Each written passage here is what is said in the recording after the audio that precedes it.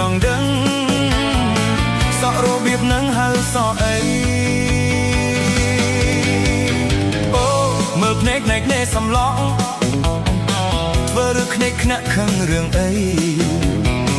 យីស្អញ្ចឹងខឹងដែរភ្នែកឡើងខ្លាយមិនព្រិចសយីស្ខឹងហើយឬនឹង